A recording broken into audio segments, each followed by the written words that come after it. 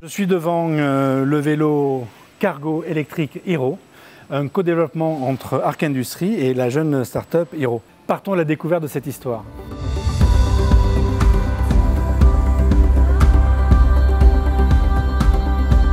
Hiro est né il y a quelques années déjà, avant même que l'entreprise existe. Et avec Clément, mon associé que j'ai rencontré dans cette entreprise, on s'est dit, très bien, c'est passionnant techniquement, mais est-ce que ça fait sens vraiment? Ce genre de mobilité surdimensionnée pour finalement convaincre des trajets ou combattre des trajets que l'on fait au quotidien, qui pour 75% d'entre eux font moins de 15 km. L'équipe d'ingénieurs a mis le paquet en alliant le meilleur des technologies disponibles et un design qui a pris en compte dès l'origine les contraintes d'une future production industrielle. C'est un vélo cargo, mais qui a la différence près du vélo classique cargo qu'on peut imaginer avec le bac à l'avant à 4 roues. Donc on apporte plus de sécurité que le vélo cargo classique et aussi une meilleure capacité d'emport en termes de poids et en termes de volume. On peut porter jusqu'à 250 kg et 600 à 1000 litres de volume. Ça représente une caisse qui fait à peu près ça à l'arrière. Et on a aussi la modularité qui permet finalement d'avoir ce châssis aussi en mode transport de personnes. On a voulu avoir un véhicule fluide d'utilisation, extrêmement intuitif. C'est un véhicule qui n'a pas besoin d'assurance, pas besoin de permis et l'entretien est nul. Quand je dis nul, même les plaquettes ne sont pas à changer parce que le freinage se fait avec le moteur. Finalement, la vraie chose à changer vont être les pneus une fois tous les 3 à 5 000 km selon aussi le chargement du véhicule. Avec un cahier des charges bien pensé pour une future industrialisation, Hiro s'est rapproché de l'entreprise Arc Industries, spécialiste de la transformation du métal. On a rencontré effectivement Arc Industries il y a déjà un an, qui partageait nos valeurs sur pas mal d'aspects, d'un point de vue industriel, industrie du futur, industrie 4.0, mais aussi d'un point de vue humain.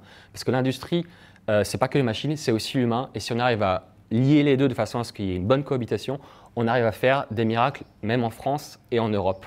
Et c'est ça ce qui nous a plu chez Arc Industries. Leur flexibilité et leur manière de travailler nous a beaucoup convenu aussi, ce qui nous a permis finalement extrêmement rapidement, en moins d'1 an, de sortir 2 protos. Le premier, qui nous a permis de valider 20% de l'industrialisation. Le second, qui nous a permis de valider les 30 prochains. Il nous reste encore 50% de l'industrialisation à faire et ça, on l'a fait avec les clients. On a pu réaliser des défis techniques, on va dire, des choses donc, qui permettent d'avoir des rendus esthétiques sur de l'arrondi, avec aucune trace de croquage, aucune trace de déformation. On va vraiment avoir des arrondis sur le véhicule. C'était un défi technique. Alors que le marché de l'automobile souffre, celui des micro-voitures et des vélos augmente de plus de 30% chaque année. On voit une tendance, c'est le marché des micro-voitures, mais aussi le marché du vélo qui explose depuis le Covid. On veut vraiment prendre une partie de ce marché de la voiture qui se casse la figure, mais aussi tout ce marché des mobilités quotidiennes entre 0 et 15 km qui est considérable. La performance du vélo a été prouvée tout l'été. Il ne reste plus qu'à nos start-upers de lever des fonds permettant de produire les premiers vélos cargo qui ont déjà séduit plusieurs collectivités locales. On est en train de prouver la traction du marché avec d'autres premiers clients qui étaient Tignes, mais avec de clients suivants. Avec cette traction de marché prouvée qui est certaine, mais qu'il faut qu'on soit capable de prouver avec des premières commandes, on va faire une levée de fonds qui démarre dans 2 mois.